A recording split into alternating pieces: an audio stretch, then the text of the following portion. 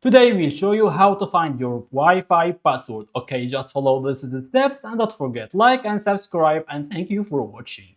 Okay, first open your settings and go now here. Okay, now go to your system here. Okay, just now go to your system and go sorry, not in the system, go now to Rezo Internet like this is. Okay, and after this you will find here like Wi-Fi. Just click to here and go here.